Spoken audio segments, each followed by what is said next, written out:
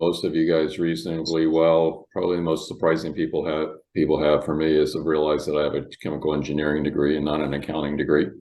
But I have a whole staff of accountants who work for me that do have accounting degrees by requirement. We have over 21 accountants working on our team today within our franchise location.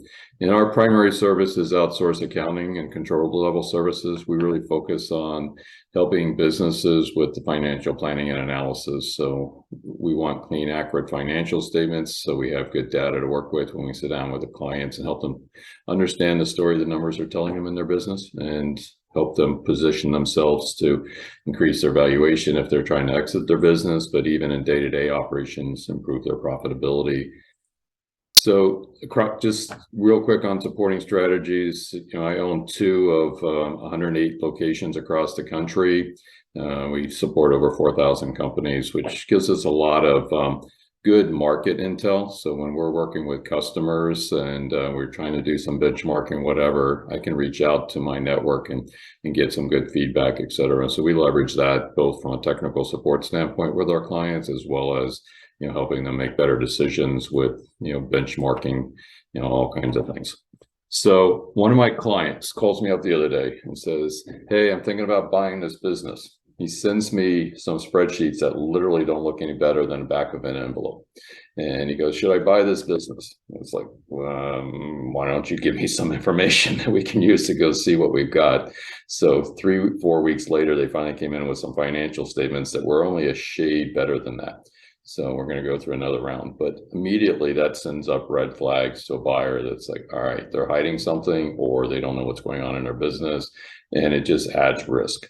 And, the point of this conversation is, good, clean, accurate financial reporting allows people to make better informed decisions, assess the valuation of the business they're buying, understand where the risks are, and put themselves in a position to mitigate it. And as a seller, if you can eliminate those risks, if you can eliminate those things, it's going to increase the valuation of the deal that you're trying to put forward. And, I think from an accounting standpoint, we just went through a major due diligence with 2 different clients where we just successfully helped them sell the business. And to be able to go through a due diligence process and effectively answer people's questions and not have to go spend 6 weeks or something trying to figure out what your sales are by customer and the profitability by customer, or whatever the metrics are they're asking, all of those things give that buyer confidence that they really know what they're buying, how to pay for it, what the right valuation should be. So all of these things kind of come into play in building that confidence and reducing reasons for people to discount their sale price. And, what do we mean by basic financial reporting? So, I think we always start with the basics of balance sheets, income statements, cash flow statements. We really focus on cash forecasting and making sure people understand the cash flow and the key performance indicator that's associated with that particular business. And I'll talk about that in a few minutes in more detail. So these are kind of the basics that we're going to offer for all of our clients anyway on a day-to-day basis, but we also want to make sure that when somebody's preparing them to exit, that they start looking at these things years in advance so they can start making improvements on these things. We know that clients or potential buyers are going to be looking for those. So what can we do to make sure that they're as clean, accurate, up-to-date, transparent as possible on that front? And then more importantly, how do we light up the targets for the business owners to go in and look for areas for improvement? What's preventing their EBITDA from growing? What can we do to kind of make that accelerate in that form? If they're constantly having cash flow forecasts, and part of the reason they want to sell the business is to get infusion cash, making it real clear what that cash is going to be used for. What are the purposes of those? So those are the types of things that we're going to do just on a day-to-day basis with the clients. We start putting in those indicators early on. If we start working with a client, usually during the onboarding process, we first get everything clean and accurate and up to date. And then we sit down with the business owner and start looking at, all right, what do we need in the way of reporting? What do we need for KPIs? What are we going to do to make that visible day in and day out, month in and month out for that business owner so they can see if they're on track to hit their objectives? But over and above the standard financial reporting, you obviously going to have standard things like AP, AR, people during a due diligence process are going to look really closely to see if you're paying your vendors and if you're keeping them happy or if you got risk there. And they're going to look really closely to make sure your receivables are current. If you're getting a bunch of receivables in there that may never happen, they're thinking that you're just propping up your business, and they're going to look at it. So another case study is one of my clients, biggest supplier, sent us a statement the other day at our request because they owed us some credits, and I wanted to make sure that we were getting those credits. And they had approximately $800,000 in revenue sitting in accounts receivables on this statement that they had not yet shipped my client the product yet.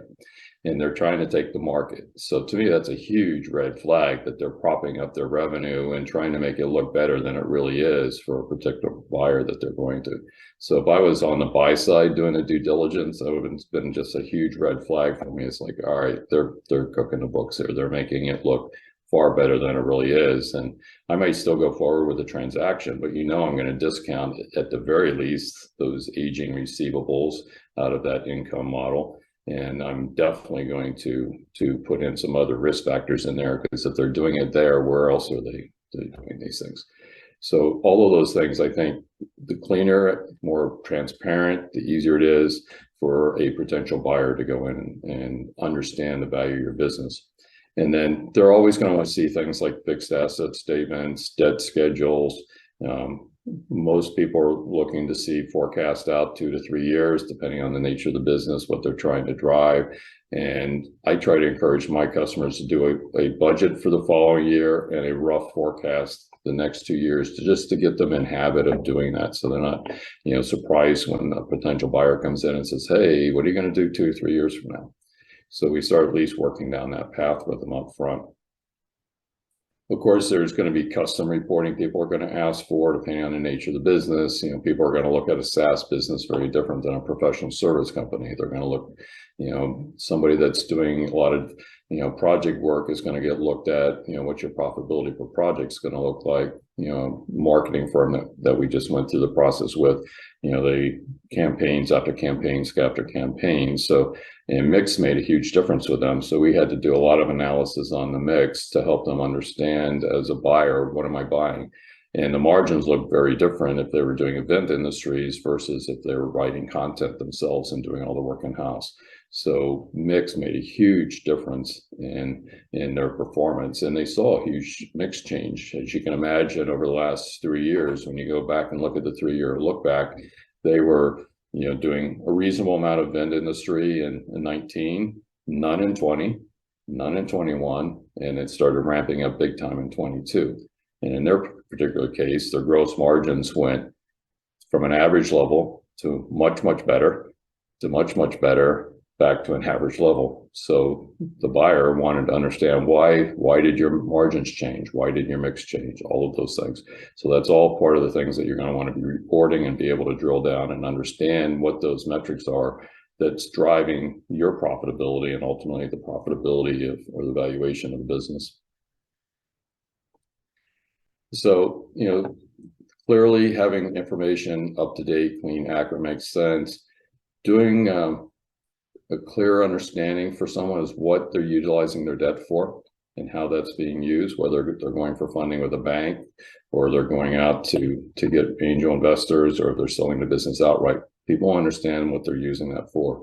If when I was back on my acquisition side of the table, if I was out buying, a strategic buy, and I'm bringing somebody in the organization, and I was looking to see, if we infuse capital in that business, am I adding salespeople, or am I adding R&D people, or am I adding technology in the plant sites? What were we doing with the funding that we're going to put in there to help that business grow faster than they would have on their own?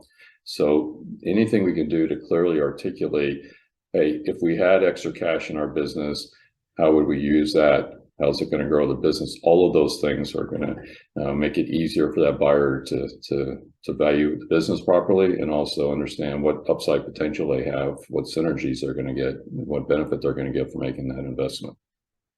And frankly, if they've got debt on their books and they're trying to sell it, as a cash type sale, the best job they can of eliminating that debt up front obviously makes a difference. So back to that marketing firm that we went through that process, as we were going through that, they were sitting on a ton of debt 3 years ago. We started working with them in 2018, and they had an unsolicited offer to buy their business at the time.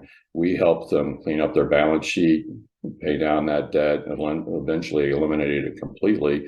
And at the meantime, they were ramping up their sales. We controlled the expenses. We were managing the KPIs along the way. And they ended up getting an offer 10x what they got back in 2018. So doing all those things makes a difference. It helps them go in and really improve, the performance of their business. And oh, by the way, they made a lot more money in the meantime, right? All of those things that increase that valuation helps you as a business owner while you still own it as well. So you picked up that advantage. Another company that we went through the process with this year, they were a SaaS company, and in their case, debt wasn't an evil situation because they were still investing in the software that was allowing them to go provide these new services, and they had a huge growth rate of recurring revenue streams, and there's great multiples on recurring revenue streams, and they got a very nice deal out of it. And we had to justify what we were spending those capital resources on, but it was very straightforward, and people were making that investment because they could see that recurring revenue stream was just going to keep accelerating for them. So the other thing is, not all businesses account for things the same way. SaaS companies have very low, cost of goods sold, right? So they have a different valuation, different model, et cetera. Professional service companies, a lot of times they're putting wages down under general expenses, where in a manufacturing company, it would always be split between cost of goods sold and overhead expenses down in general expenses. So you want to make sure that your P&Ls and stuff line up well with the benchmarks in the industry. And there's lots of ways to do that benchmarking, looking at publicly traded companies, others, to see how they're reporting it. But the better you align up with those benchmarks, then easier it is for someone that's in that industry to try to value the company that they're trying to buy. So we look at it, make sure that we're clearly reflecting the cost of goods sold as it relates to those different industries. And then in addition to that, you also want to pull out one-time events. So, you don't want your business devalued because you made a one-time investment on something.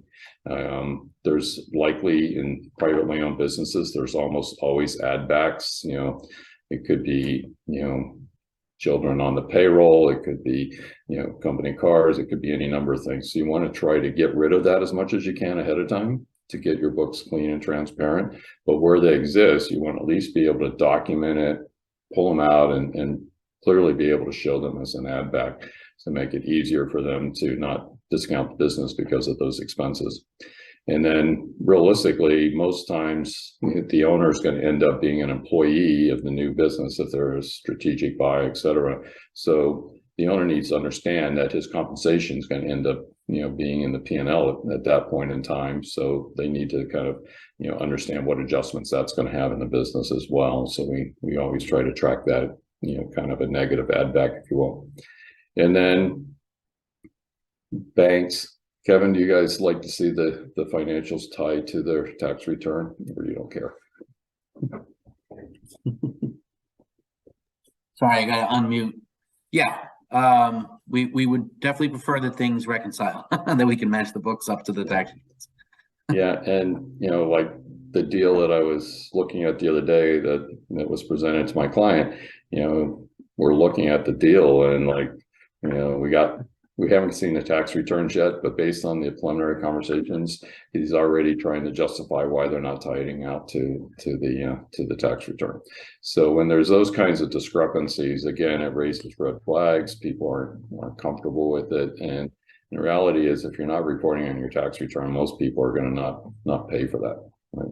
It could be dropped into an add back or something if it looks legitimate enough, but the reality is they're going to want to see it on the tax return. So I mentioned KPIs before. I grew up in a corporate world that we monitored KPIs to the nth degree, and you need to be careful with small business owners that you really do a good job of finding those KPIs that really are going to impact the profitability of their business, their valuation at exit, those types of things. So, it could be any number of things. I just threw on some examples on this slide, but, how long does it take you to convert a lead to an order? How long what do you have in your pipeline for new deals coming in, do dollar values? What kind of, real growth dollar percentages are you expecting to see out of your business? All of those kinds of things are going to be leading indicators that's going to trickle down to the performance of the business as you go forward. So we try to make these very specific to the customer and what they need. Marketing firms, what's your utilization look like on your people, right? You got all these people on staff. Are they doing billable hours that's really going to drive revenue to your organization? Are they spending all their time putting proposals together that have a low hit rate? So we really want to understand what metrics make sense for a particular customer and then go drive those. And they're usually a combination of pure financial ones. I'm always going to have gross profit percentage and EBITDA and those types of numbers in there. But you will also be in a situation where you're going to want to cover, the things that are going to be those leading indicators that are going to tell you what your numbers are likely to look like in the coming weeks and months. And then just some tips, having gone through due diligence many times over the years. The better job you can do in getting all of your documents and all those things in place ahead of time, the easier it is when you're in that crunch time and you're getting 50,000 questions thrown at you from their accounting firm that's got 15 people trying to go through the audit on the financial side, and they've got their business people all doing their questions, the sales management team, the ops teams, et cetera, all asking questions at one time. The better job you can do if preparing ahead of time to get all those things together really makes it much easier when you're going through that stressful period. So one of the things that we try to do with our clients is we put in a data room from day one when we start working with a client, and we keep all working files that we're working on, but we also start collecting anything that comes across, whether it's customer contracts, employee agreements, whatever it might be. We try to capture those as we go. So first of all, you need them to run the business, but second of all, you also want to make sure that you actually got the signed contracts. It's amazing how many times, I've gone through one of the due diligence last year, we started getting the agreements in, and virtually every customer contract that they had was only signed by them. We didn't have the customer signature on them. So we had to go in and really spend a lot of time tracking down documents from the customer. A lot of times it's things that are a year or two old. Nobody remembers where they're stored at the customer side either. So the better job you can do up front, collecting all those things and having those data rooms and keeping copies of tax returns and all that in a nice, simple, organized way with actual signed contracts makes life much easier at the time of exit. And I think most of those folks on this call has probably seen these due diligence request lists to come in, and they're generally about, start at about 100 questions, and then it goes from there. And the vast majority of them from the legal side are getting all of these documents pulled together. So anything you can do to work with a client to get this information ahead of time, keep it filed when they come in, get them in the habit of, just file it right away. Then it makes life so much easier for everybody.